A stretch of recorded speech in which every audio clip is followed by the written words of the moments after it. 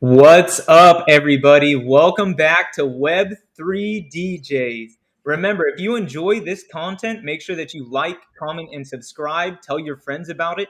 We have an outstanding guest here today, the creator of Bushido Apes, Bushido Royale, but most importantly, the one they call the king of non-fungible tabletop gaming, Mr. Fondue. Jesse, how Hey, are you? great guys. How are you guys doing? I'm doing amazing. Yeah, beautiful day here in North Carolina and very grateful and happy to be here. So thanks for having me. Yes, sir. So first question, what are your pronouns that you'd like to be referred by? Yeah, him's fine. Yeah.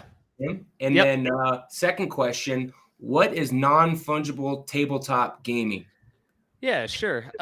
Well, early on in the space, I kind of I saw the opportunity for gamification, like a lot of people, right, in the NFT space, and but I didn't want to do video games. I wanted to try to emulate tabletop gaming that I played as a kid, and I've had a love for board. I have a love for all games, right? I love video games. I grew up in the video game generation, but I really have an affinity for tabletop games. So the idea was to bring that vibe of analog game modes with community-driven games to the space, and that's what we've been doing for a year now. It's been great.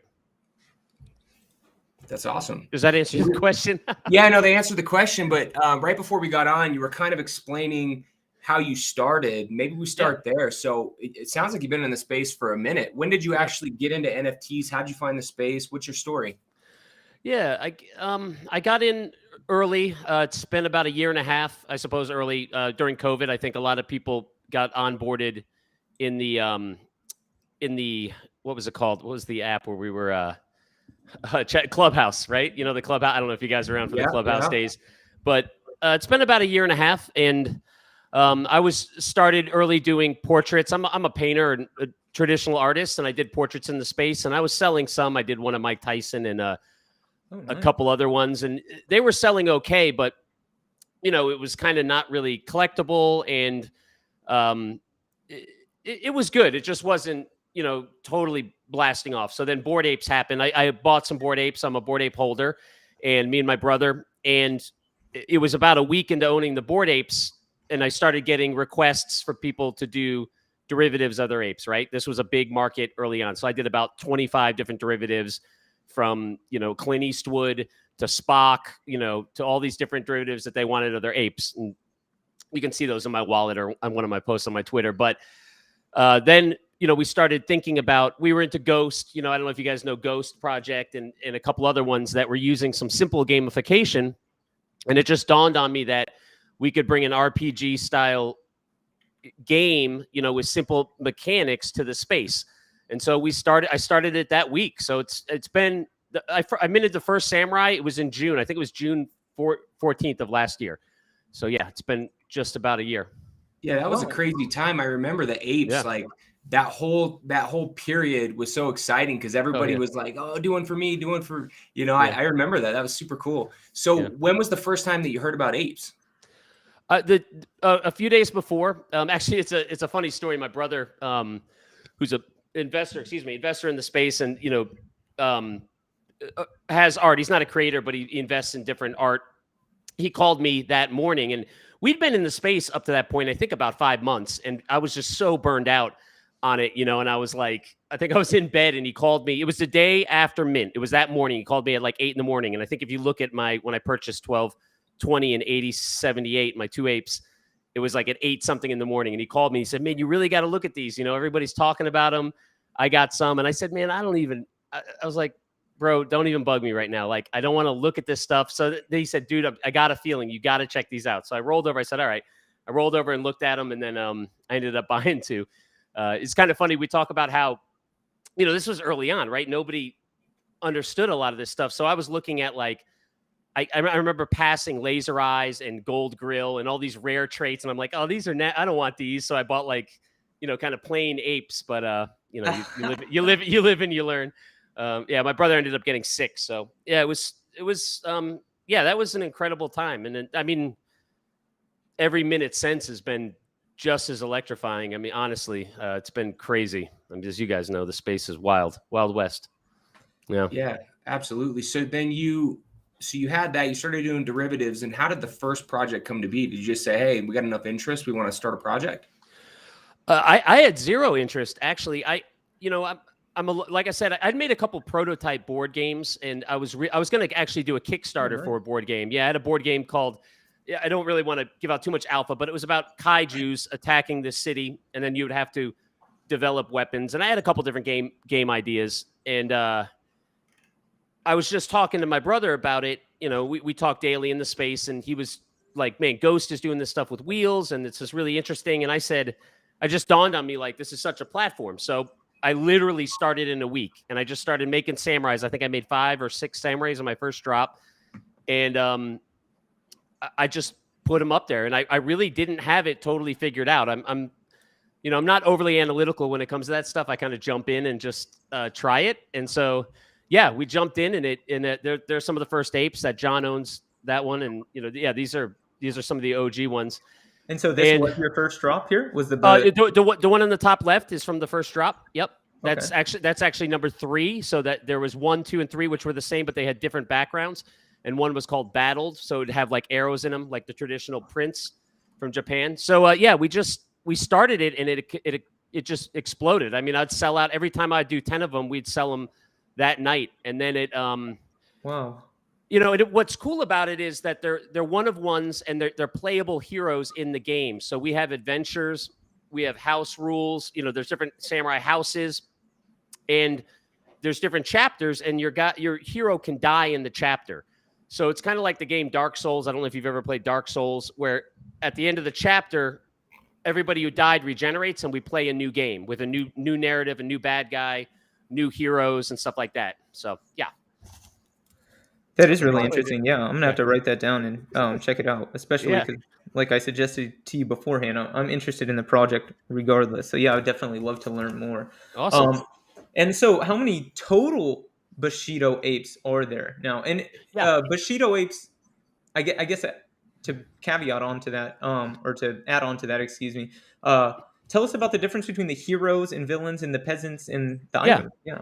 Yeah. So right now there's 144 one-of-one samurais, and I sent you the link in your Twitter. It's Bushido Apes Heroes and Villains. Okay. And there's 144. The floor is at 3 ETH right now. And then this is it. And then so these are the one-of-one heroes that are playable. And now you can breed them. If you have a male and female, you can have offspring, and those are randomized that I draw for them custom. And then villains are basically just assigned by your if you click on one, you can see the traits, and you just pick your alignment. So we have villains, we have like neutral good, chaotic good, stuff like that. Peasants, early on, these were getting pretty expensive. I mean, they were selling for 3 to 5 ETH. People really wanted them. So what we did was I created peasants for entry for people who didn't have the money as a samurai. So there's probably about 90 peasants, I think, in the game, 80 to 90. Okay. And the way we work those is if you have a peasant and you can win a samurai in some games, so if we do a random game and your peasant survives, you may win a samurai, or the community can vote you to samurai status for good behavior. If you're active in the community, you're playing a lot, you're having fun. I've promoted probably 15 to I don't even know. It's probably about 15 samurai for free to samurai from peasant. Oh wow! And so that's like legitimately rewarding your community. And I think it's loading. Yeah. No, we've given. I mean, I give people win samurai. So this third one you see here, see this Yeti? Yes, sir. That's Shaga. That was the first adventure we did, and somebody won him for free. So I give away. I've probably given away 75 NFTs. I mean, we give away so much stuff on the thing, but that's part of it, right? I got to get back to the community. So yeah, I really enjoy doing that. Yeah. So when you put this together, how did that whole project come together? So you're an artist. Yep. How did you find the dev side? How did you think through the logistics of bringing this to market? I did it all myself, man. I just did it. Really? Yeah. I'm the artist. I was a marketer. So I just minted. So my new project coming up is Bushido Royale. Okay, that's 7,200 pieces. That's samurai, and you can check our website for that. Yeah, and that we have a dev team. So we have the guys. We have Tim from from the Ape Remix DAO and those guys that are doing the dev work for me. And I have a whole team with this project because it's much larger. But Bushido Apes was more like a boutique game. I wanted to try something and see how small I could keep a community. And we have about 100 active players. And you know, it was really, it's not huge, but I wanted, you know, kind of what's happening in the space is everything's kind of this FOMO and this like fast buy and dump or move on to a new project. And I really wanted to see if I can make a small community that would be here in a year. And we did it, you know, and we still have people in the Discord talking. We met in New York. I took everybody out to dinner in New York at the last NFT NYC. We're doing it again on this trip. We had people fly in from all over. So I wanted to experiment with Bushido Apes on if I wanted to make a long-term gaming community, what would that look like? You know, not based around just a quick flip and stuff like that, but about playing games on weekends, people winning prizes, having an alpha group. And that's what that is. Bushido Royale will be a much bigger project, obviously 7,200, and that's going to be more like a traditional drop. Yeah. But to answer your question, I did this all. I just came up with it in my head. I had some storyline. I knew how I wanted the combat to work on wheels and then, you know, have different wedges for combat. And that's really all I just started it, man, to be completely honest. Yeah. That's awesome. That's the best way to do it. Just dive in and figure it out, right? There was no rules. Anyway, there was no rules, and I really had I had almost no capital. You know, the beauty of the space was it was very easy to try it, you know, and I was kind of just going to experiment to see if it worked. And I was surprised as anybody that people were like, I love this. I love the gamification. I want more of this. And we've been here a year, so it's been amazing. Yeah. That's outstanding. And so, you know, why Bushido? Talk to us. Yeah. You know, what does that mean? And why have you oriented this around? Is this something that like a lifelong dream? What is this? Yeah, you know, I mean, so I have a couple major loves, you know, and one of them was, you know, I love gaming and I love movies. Like I really am a movie file. I mean, if I could go back in life, I would probably go to director school or learn to write screenplays or something. I really love film, and I just, you know, I love Westerns and I love samurai films, you know, which are really, Westerns are just samurai films, right? The spaghetti Westerns are really just, you know, Yojimbo, you know, Harikiri, these Japanese, the Seven Samurai, they're really just Westerns. And when I was talking about a genre, you know, I was like, we could do barbarians, we could do, I actually had a small collection I was working on before this that were kind of like space bandits, you know, aliens. And I was just talking to my brother, and we were just like, dude, samurais, you know, I've always loved it. I mean, it's such a rich history. It's so interesting. It's such great storytelling. And then the Bushido code just makes for such a great structure for storytelling. So yeah, it just seemed like a no-brainer after we heard. I was like, yeah, samurai. And nobody's really doing it yet. So I want to show you guys this. Oh, nice. I want to see it. So I just got this from Japan. Oh, that's so cool. Wow. So I watched the whole documentary about samurais and that whole thing in Japan. It's collectors. It's huge. That is so bad. So where was that made? In Japan. Or when? Yeah, this is a replica that was made in the 1920s, and it was made for like film and stage. And the creator, it was renowned in Japan. I have the paperwork over here, and I don't know his name off the top of my head, but yeah, so I got it from a antique shop in Japan. I had him ship it over. It's crazy. So, but I'm gonna get one of my communities gonna win this in Bushido Royale. We have a prize wheel, a big wheel, and we're giving away tons of prizes, man. So are you able to? Yeah, I was gonna say, yeah. Can you tell us like how the game works and functionality and all that? Yeah. So Bushido Royale, I wanted to make simpler. You know, like Bushido Apes is a little complicated. I understand that, and it's kind of like, it's not for everybody. It's for people that want to invest a little more time and a little more community, you know, and have that. So that's great. But with Bushido Royale, I wanted to make a larger, simpler collection with very easy gamification. So it's super simple. There's going to be 7,200 samurai with I've done 100 101s within that collection. 100.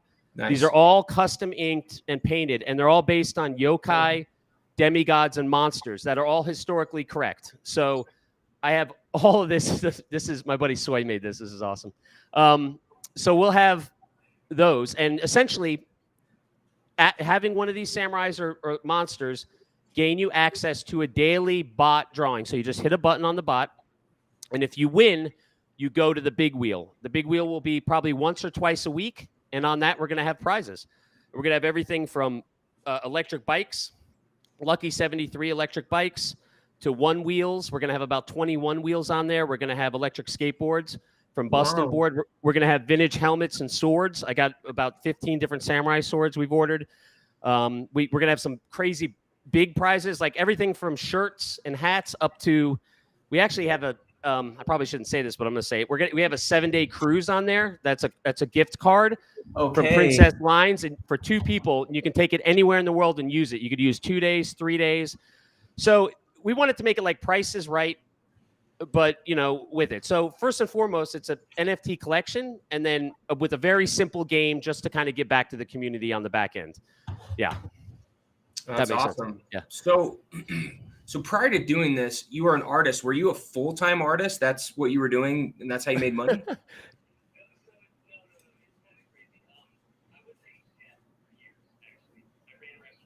Your audio went out. I don't know if it's just on my end. No, it did go out for me as well. Hey, check. Can you hear me? There we go. There it is. Yeah. So you were a chef. I was a chef for about 18 years of my life, and that was my early professional life. And I was very successful in the chef industry, which is, projects like this are kind of like running a restaurant, right? You have a theme, a vision, and then you have a team, and you're trying to bring in customers. So I find there's a lot of correlation there. And then I got into sales, and right before this, I was working for a Dutch company selling. It's kind of weird, but I was selling soil and water monitoring equipment. So I was in like a hydrology and geology type industry. So it's kind of weird, but I've been an artist my whole life. I really haven't been able to, I always sold art and I would do stuff, but the NFT space really gave me the opportunity to be my own boss and create my own community without middlemen. And that's why I'm so grateful for the space. That's why I want to help so many artists. We have 4 artists in Bushido, apes, that weren't drawing before they started and now are all selling online. Wow. Yeah. So I really want to promote that in the space, people that are creative that are holding back.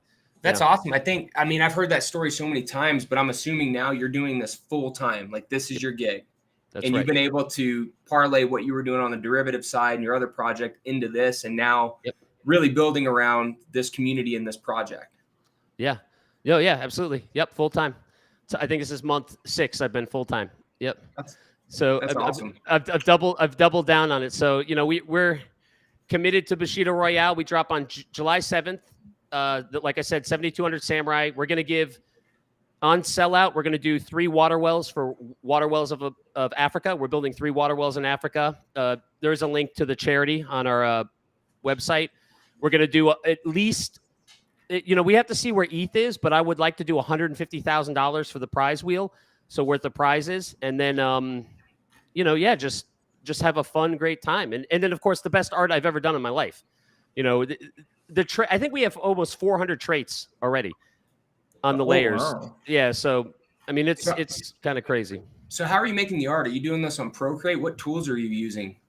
Right here, man. I got the iPad right here. All on the iPad. All on the iPad. Everything's on the iPad.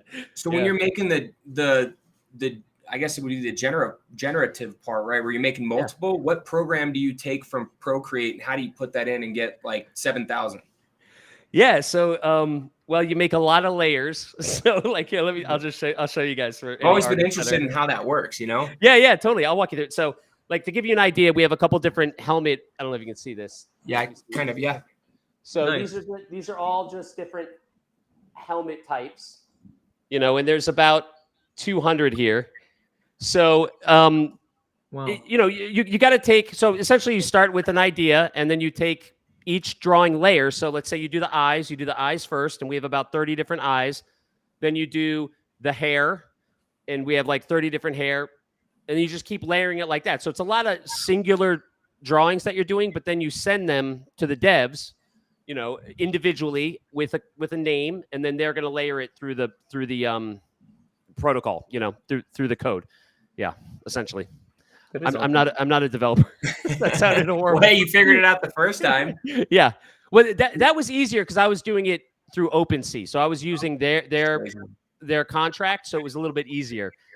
This is more flexible, but a little more tricky. Yeah. So last year was quite a bit different. If you were in the space, I mean, the whole WAGMI vibes, and now we're in somewhat of a bear market, if you will. The market's down. Who knows what's going to happen? But I'd like to hear your opinion on what you see the next year looking like. Because launching in this time, I mean, there's still people buying, projects are still selling out. But what are your thoughts on where things are going, and how are you guys positioning yourself during this time? Yeah, that's a great question. I don't want to predict too much. I think everybody's got to do their own research. I'm sure you've heard that before. Not financial advice. Yeah, not financial advice. But what I would tell you as a creator is, I get to be true to my convictions and why I started creating in the first place, regardless of whether or not I sell out or I don't, or whether the community likes what I'm making. So I start with that. I'm doing this because I want to, and I love it. I love waking up every day. I work all day. I get to make amazing art and make these cool adventures for people, and I get to give people awesome stuff. So whether the market's down or up, I operate. I'm not going to let that dictate where I'm at in my headspace, right? As much as I can, right? Now, the overall arc of the market, I think it's going to change. I think there's been a lot of big hype projects, and I think as time goes on, it's going to settle into a more realistic floor for a lot of projects where community and story is a little bit more of the drive. So it's still the Wild West. People are rushing into big projects, just like a gold rush, because they can make significant amounts of money, and you can't blame them, right? That's awesome.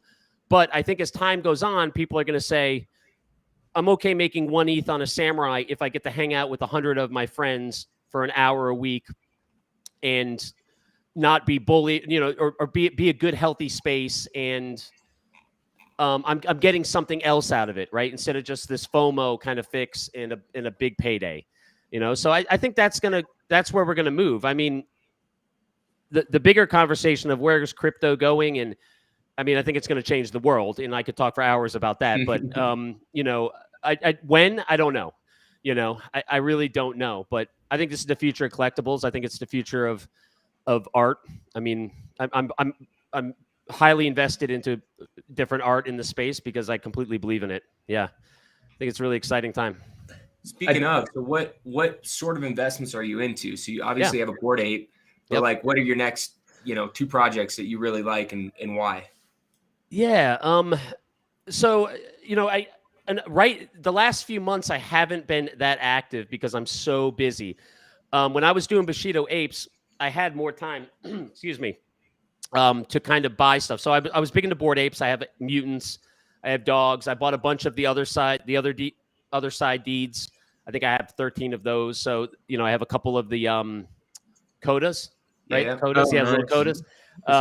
So I like that. I have what else? I have some Hearst. I'm trying to accumulate the living artists. I think that's interesting, but I haven't really gotten into a recent project, honestly, because I'm kind of unplugged from it. But I heard Trolls are doing well. I'll give some shout out to the Trolls, and I've been watching that. And OK Bears have been doing well too. So yeah. Yeah, I just did like a full case study on the OK Bears. Definitely really interesting. Yeah, yes, sir. And so I think, is that a record player behind you? I think I've seen you post about it a couple of times. I've been meaning to ask you, man. In the spirit of like the samurai, Clint Eastwood kind of maybe modern day Quentin Tarantino-esque movie. Yeah. What soundtrack, if Bushido Apes had a movie, which one of your records back there would be the soundtrack to it? Jeez, that's a great question, man.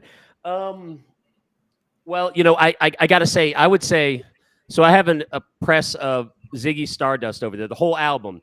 And if you haven't listened to Ziggy Stardust, the whole album, we always got our pens every time you say something. We're like, yeah. We're lifelong learners on this show. Awesome. Well, first of all, get a record player if you don't have one, because the sound is unbelievable. I mean, it's just so good. Now, I'm trying to think of a good record that would match the Bushido, but I would say the one that comes to mind is Ziggy Stardust, and I listen to that the most because it's actually a whole story that unfolds. You know, the problem with when you listen to songs on the radio, you get one song, right? Right. But Bowie, when he wrote Ziggy Stardust, it's actually a whole story. So it starts, you know, and it's about this alien coming to Earth, you know, and integrating with us to bring, you know, his message to us. So in the vein of storytelling and in the vein of adventures, I'd have to go with Ziggy Stardust. Yeah. For Bushido. But I have a bunch of great records over there. Yeah. Nice. Yeah, I enjoy enjoy seeing you kind of post your picks of the day. Is there anything that you Yeah. listen to for like creativity, anything like that, or is Oh, it... yeah. I like Kendrick Lamar right now. I'm listening to a lot. I just got 2 more of his albums. Those are amazing. I like Sturgill Simpson. If you haven't heard of him before, he's actually a country star, but he's amazing, and he's very spiritual and kind of, you know, psychedelic almost on a lot of his stuff. Turtles All the Way Down. He's got a lot of philosophical references, and I love all that stuff. So he's got one album called Tales of the Sea, I think, and I listen to that all the time, and it's so good. Yeah. Yeah, he's been recommended to me a number of times. Yeah, he's awesome. So what about artists? Who are your influences as an artist? Oh, I mean, I'm actually a portrait artist. If you look at, you can find some of my stuff in my Fondue wallet, and I have my portraits, and I did a portrait of you know, I did a couple. I did one of Damien Hirst that sold, and I did one of Mike Tyson that I sold, and a couple others. I mean, I like traditional artists. I like Stills and Rothko and the Expressionists and postmodern artists. I mean, I grew up going to the Metropolitan and looking at art, so I love that stuff. But I get, you know, that's a great question. Who is my like biggest influence? Would probably be the brothers Hildebrandt. I don't know if you know who the brothers Hildebrandt are. I think yeah. So they did the early paintings of the Lord of the Rings, and you can Google them really quick, and you'll see they're from the 70s and 80s, and they were twin brothers who did amazing kind of adventure storytelling type paintings, and they did some of the classic Lord of the Rings, the Dungeons and Dragons stuff, and ever since I was a kid, my brothers had one. I have the book here actually from when I was a kid, and my brothers, I have one of them images framed in my room, and I used to look at that book for hours. And just imagine, you know, it has the dwarves and it has Gandalf, or I mean, they did other stuff besides Lord of the Rings, and it just blew me away. Yeah, there they are. So wow, what an excellent reference. See, it's like it's like a bunch of book covers, dude. So that see the book up there with the demon on it. That's the book I have right there. It says Brothers Hildebrandt. Yep, to the left there. Yeah, and then so. You know, you look. I had all these images in the book, so them all under the tree. So that's Gandalf and all the dwarves from The Hobbit and Lord of the Rings, and but they did a lot of other stuff. But it just those guys have been in my imagination since I was 8 years old. Yeah, so that would be probably one of my biggest influences. Brothers Hildebrandt. Yeah, absolutely.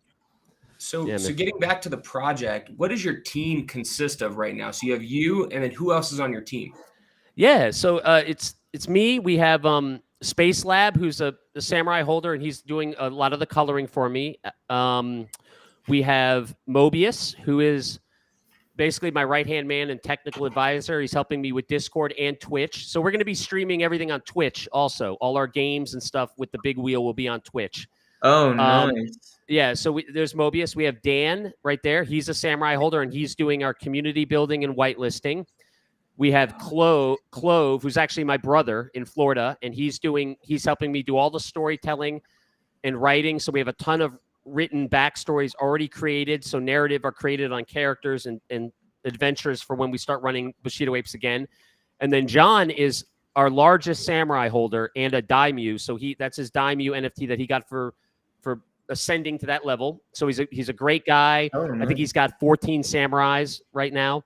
And so we keep him on as an advisor. He's a good friend, and we just respect everything he says. And then John did our website for Bushido Royale, and he's doing our analytics, and he's a UI developer in Miami. So didn't mean to dox his location, but he's in Florida. He's a great guy. I think he's fine because he's got his LinkedIn links there. So yeah, that's the team right now. Okay, awesome. and Tim is the dev team. Tim is on the dev team that's doing the contract for us. So what do you think the biggest challenge is? Because the first time when you lazy minted, you were doing it all yourself. This time, what is the biggest challenge of working on this project the way that it's set up now? Yeah, I think the biggest challenge, for me personally, the biggest challenge is keeping it right-sized and keeping it simple. You know, I have a big imagination, and I want to kind of not overcomplicate it, but maybe get too big for the space or where we're at, you know, and keeping it in baby steps, right?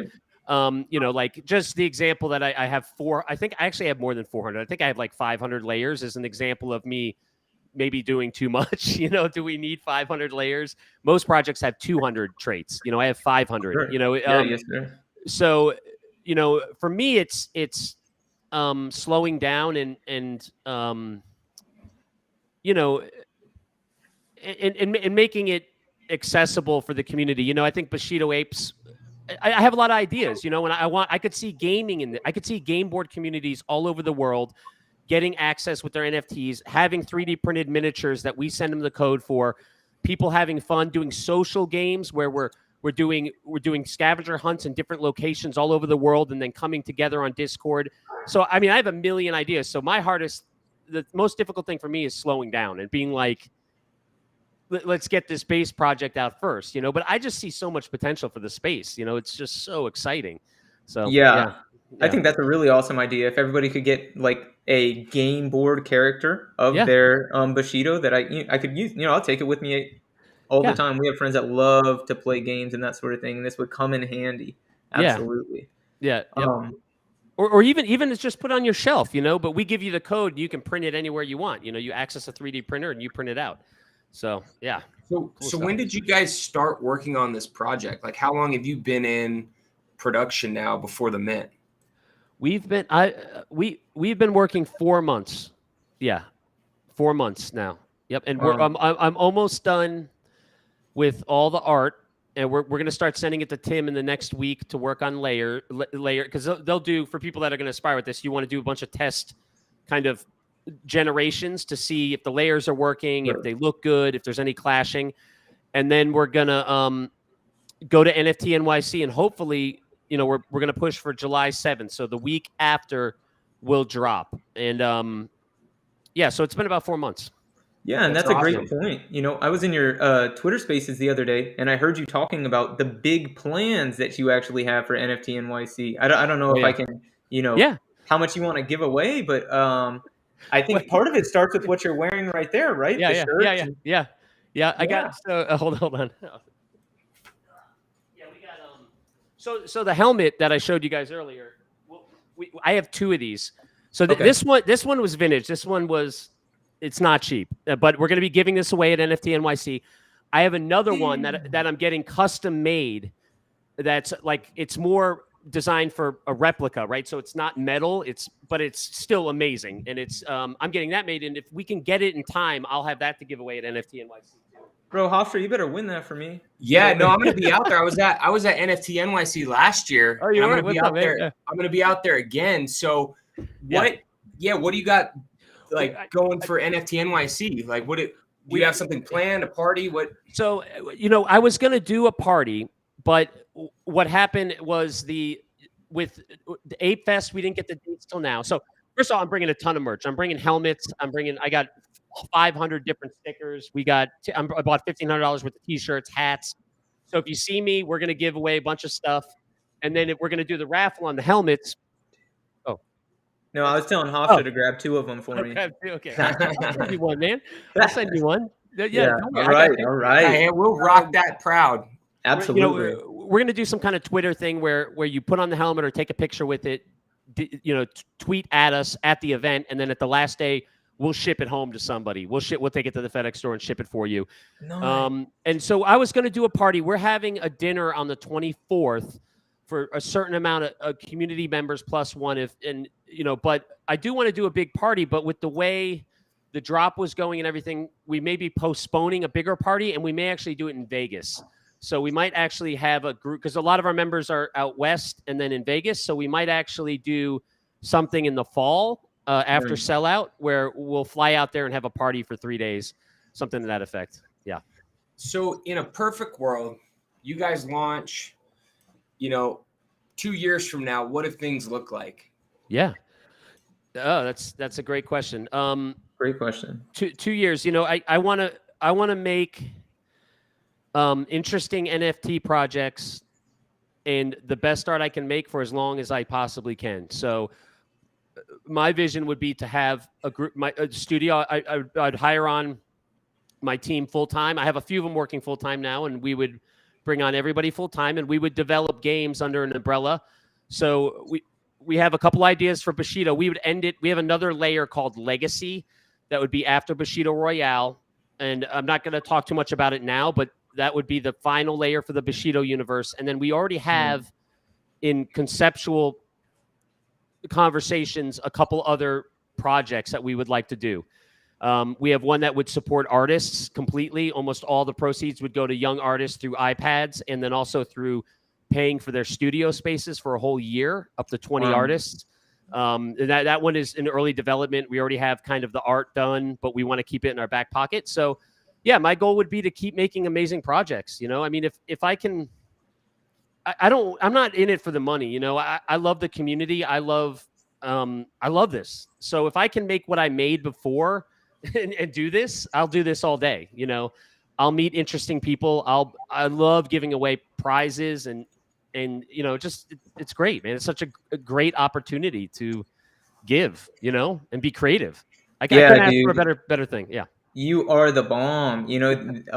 All the cliches, but find something you love and you'll never work a day in your life. Combining passion with a paycheck, all of that. It seems like you're really living that out. Yeah. And so you talked about your desire in a couple of years to where you want to be. And earlier you mentioned how running NFT projects are a lot like running a restaurant. And so I want to ask you, in your time as a chef, what have you learned that's going to help you get to where you want to be in a couple of years?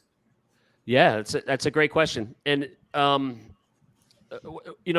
I got in the New York Times in 2006. You can look it up. It was Friday the 14th of October, 2006, and it's called "Pulled Corks and Pulled Pork" is the name of the article. But Dana Bowen came in, and we had a small restaurant. We had a wood-fired oven, and what I learned a long time ago, right? Being honest, right, is the backbone to it, right? So being honest with my patrons, and then also being honest with my community is super important. Having a clear vision and not compromising it. So, we want to do wood-fired pizzas in a small winery, and we want to have really friendly, open kitchen. So we stick to that, and that worked. And I would go out and talk to the community. So I would say being honest, working really hard, helps for sure. And then exceeding expectations. That was another thing we always did in the restaurant business. If somebody had a kind of an off experience, we wouldn't just give them a dessert. We'd comp their whole bill and give them a dessert and exceed their expectations for coming on this journey with us. So, yeah, there it is. That's crazy. I haven't seen that in a while. I actually have some of the papers here still. Yeah. The other thing about New York, having a restaurant, you cannot suck. It's like when I go there, the service is just incredible. Yep. And there's another restaurant right here. So I would imagine that just that competitive nature and bringing that to this is definitely going to help you moving forward. Great point. Yeah. I mean, the restaurant industry is notoriously competitive, and it's constantly a balance between creativity and business too. So the chef wants to be super creative, and the owner wants to make money, right? So you're not going to draw people unless you're doing something innovative, or you're creative, or your standards are very high, right? You have incredible ingredients. It's just like that in the NFT space. And I think, there's kind of this whole like, teams rugging people and this, people not showing their faces. And I'm really making an effort to be completely doxxed and exposed. I mean, I'm doing videos now weekly because I do want to be in this space for as long as I can and let people know that, these projects are amazing. Now, I'm not going to promise a coin that's going to make you rich, or a DAO that's going to make, change everybody's life, but I'll shout out your videos. Oh, thanks, man. Yeah, I'll promise you this. I'll make the best art I can, and I'll always be transparent and have great games and a great community. And that's all I can do right now, So it looks like, so you've got, I'm on your, first of all, your Linkfire is sweet. I didn't even know that Linkfire was a thing. It's but amazing. The way that you set this out is awesome. So you've got 2 different Discords, OpenSea, TikTok, Instagram, Twitter, a couple websites, Twitch. And were you doing this before, or was all of this? So you weren't doing any of this before. Dude, I wasn't on Twitter. Not even a year ago, I wasn't on Twitter. That's awesome. I had my Instagram, and I was having trouble. So I learned all that. I'm not young. I'm 45, and I adapted to this space. And the Twitter's not really live yet, and I'm new on TikTok. But I know creators on TikTok are blowing up. So I'm really trying to utilize that to use the format. I see the value in it. But yeah, if you guys want afterwards, hit me up because I can get you invitations to Linkfire. I have a couple actually. No, that's awesome. It's invitation only. Totally digging this. So people don't understand, like, making content, especially on that many platforms, is not easy. That takes time. So what does a week look like in your life? Like, do you have it scheduled out? Like, this day I'm doing TikTok, this day I'm doing Instagram? Yeah, I do. So I don't know. So I was in sales, and then, I ran teams for my whole life. So if people aren't, here's a little tip for you. To-do lists don't really work. What you want to do is block time. So you want to do block management of time. So that means you block your highest priority times out, and you block every minute. So when I get up in the morning, I do my morning routine. I do my thing in the morning. So, I'm big into Wim Hof. I don't know if you guys know Wim Hof. Dude. You want to talk to Wim Hof? Hey, I will take you. Let's go. We'll do some Wim Hof in some pretty sick places. Yeah. Awesome. Yeah. So I love all that stuff. So anyways, I get up, and then it's, I'll block creative time. So I'll block a couple hours to draw. I'm on the phone a lot. So I have a weekly team call. I'll do, podcasts, stuff like that. So essentially it's just whatever I need to do, I block time. So it's a lot of drawing half the time, and then it's a lot of creating content for social media. So I'll create a TikTok.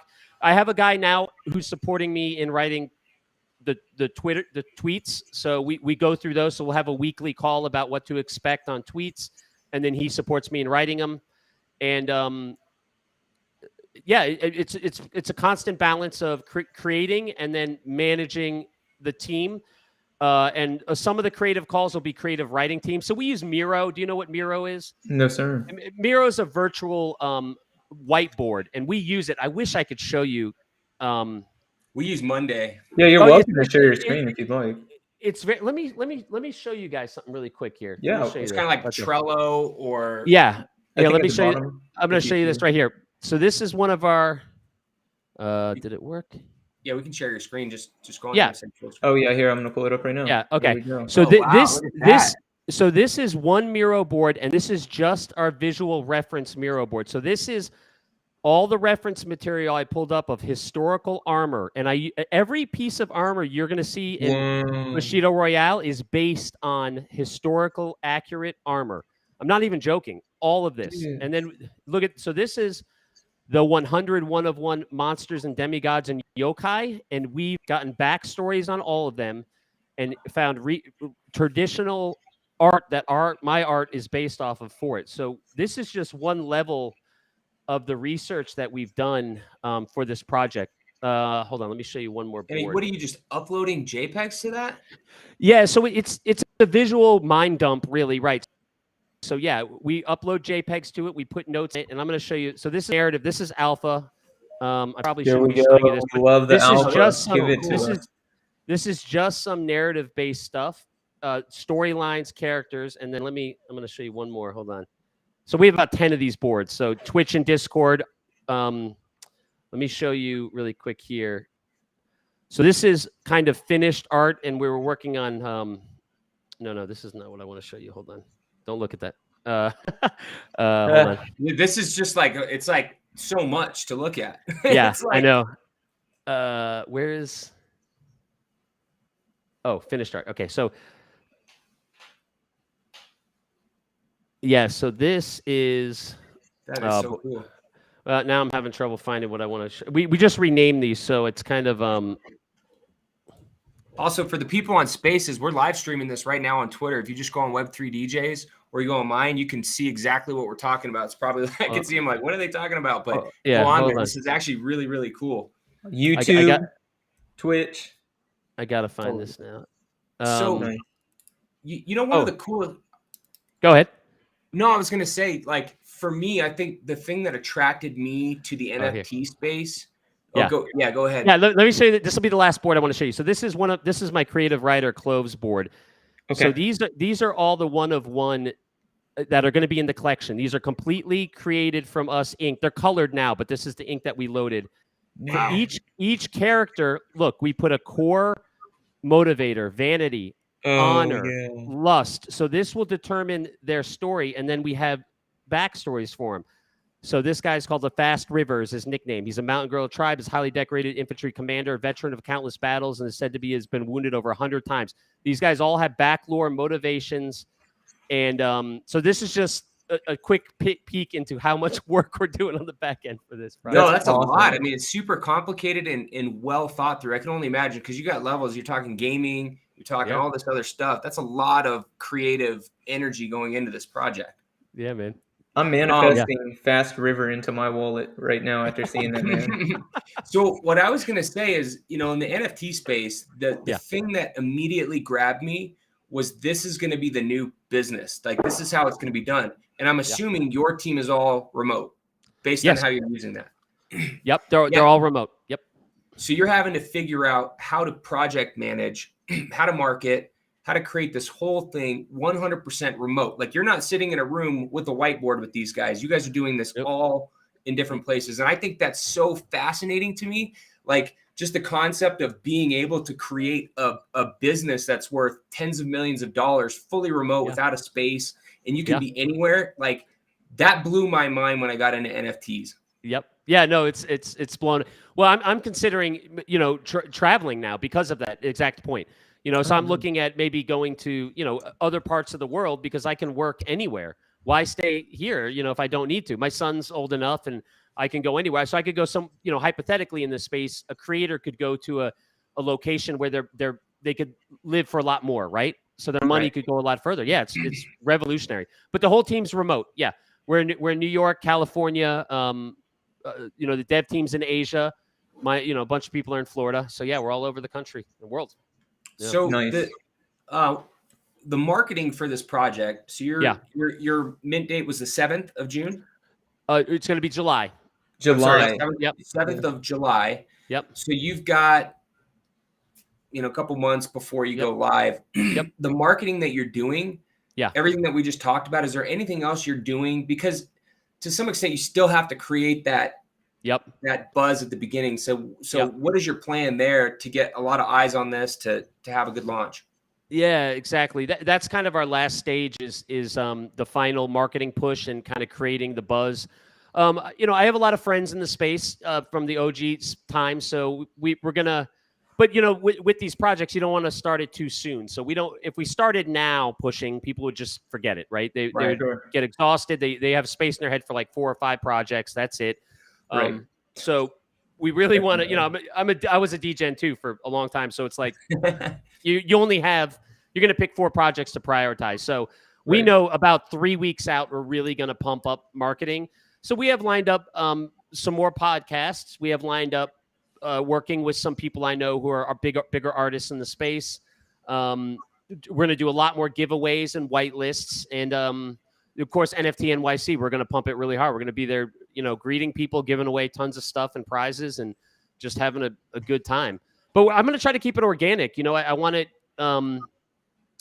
you know, I stand by the art. I think we have the most interesting, accurate, and amazing traits and projects, you know, honestly, ever. And so I'm going to stand by that, if not derivatives for sure. I think we're going to dunk on all the other, you know, Yeah, I can definitely agree. And let me just ask, you know, you got us so excited for this project now.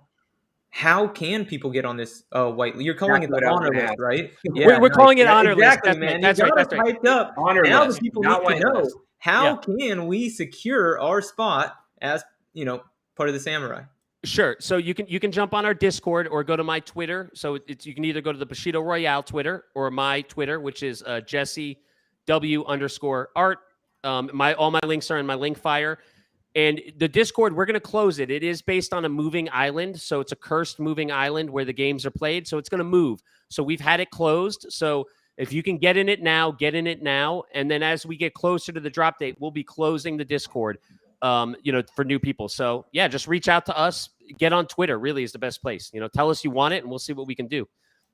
Nice. And you were not lying. I definitely, whenever I first found out about the project, I was telling you earlier kind of how I first found out about the project. And really what it came down to was I went on a tattoo kick. I was watching all these documentaries and I fell in love with like the Japanese style of art. So I started searching up projects that had that.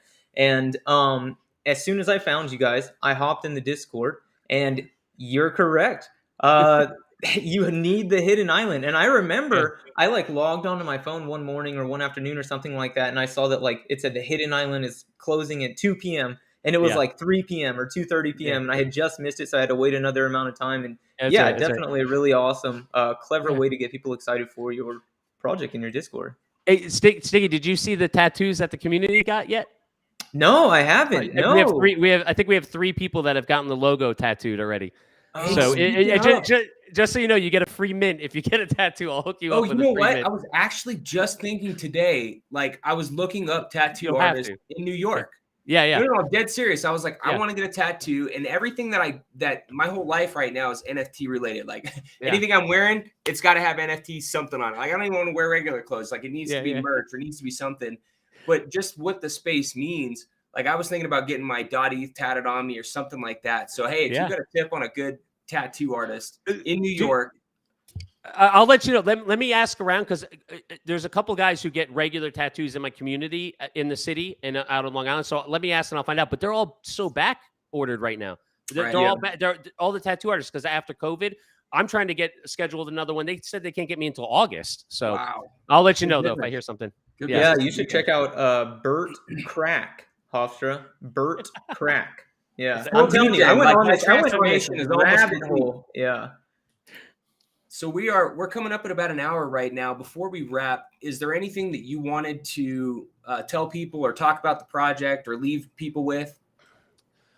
No, not really. Just thank you guys for doing this. It's awesome, and you did a great job. So I'm really grateful that you reached out to me and let me talk about the project. I'm really excited about the space. And if you're a creator, and I would say this, if you're a creator and you're a little discouraged, it took me 4 months to really get it going. It took me about 4 months. And, you got to find your space and your voice in the space. So don't give up. Just keep creating and you'll find your community. And, the space is changing. So don't, it's a little crazy right now. So I know some people come in and they're like, it's kind of like a gold rush, right? It's like an early gold rush town right now. So it's a little nutty, but the technology is amazing. The opportunities here for creatives and community folks is unparalleled in the world. I think in the history of the world, we have opportunities here to do so much. So stick with it. And I'm just excited, man. I'm grateful and excited to build awesome stuff with other builders. Yeah. So thank you.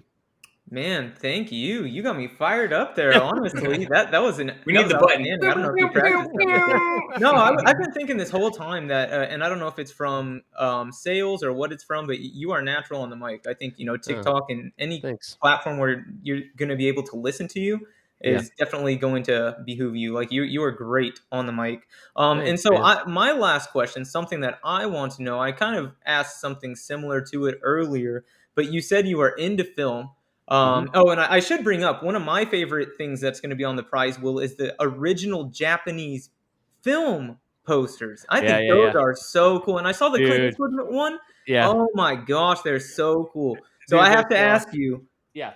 Do you have a samurai or Western film that you would recommend? And I'm just going to let you know, I'm going to watch this leading up to the mint, right? Whenever you announce the mint time and stuff, I'm going to play it so that I can watch this movie, get fired up, and then hopefully mint a couple. Yeah. So, I mean, well, if you want to watch modern classics, watch, Tarantino's films. Those are basically samurai Westerns, all encompassed. And they're all amazing. I mean, Kill Bill, Hateful Eight, any of those are going to be great. Django is a masterpiece. Great. If you want to go historical, you know, any of the spaghetti westerns are great. Fistful of Dollars is, you know, Clint Eastwood is going to be amazing. But the best is Seven Samurai. That's the classic. You know, it's a masterpiece. Every frame in it is absolutely amazing. So Samurai. Yeah, Seven Samurai or Harry Carey. Harry Carey is amazing also. Any of those early samurai films are I mean, every frame is like a masterpiece. It's a work of art. But what else? You know, I love Quarantine. If you're speaking of this kind of genre, it's really Tarantino. Coen brothers are good too. They kind of got a Western vibe. I mean, if you get into No Country for Old Men or True Grit, and also their new one, The Ballad of Buster Scruggs. If you haven't watched that, that's a masterpiece of vignettes. It's unbelievable. Yeah, I did like that. For, and yeah, giving us lots of homework when we get off this. So we've got Miro was a new one. Fondue. We got what else here? I don't know. I got a lot of research. I'm like Tales of the Sea by Sturgill. The brothers. Hildebrandt. Yeah, I guess I kind of scribbled over that. The brothers Hildebrandt, so I'm definitely going to look at those more. And then, like, let me put it to you this way, man. My fiance's got a bachelorette party that she's going to this weekend, so I'm going to sit down and watch Seven Samurai, Harry Carey. Yeah, awesome. I'll send you links, man. Well, Jesse, I'll send you links. Thanks, Dave. This was so cool. We really appreciate it. I wish you all the success on your mint, and I hope the project does great. I don't know. I'm sold on it. The passion, the energy that you have, I mean, it definitely comes through. So we'll be watching, rooting for you. And thank you again. We really appreciate your time. We're going to post this on a couple other socials. Like, comment, subscribe, and, tell a friend. Tell your friends about us. Thanks, guys. Appreciate it. Thank you so much. Yeah, appreciate it, Jesse. And we'll have the links to all your stuff in our description as well. So awesome. Thank you. All right. Appreciate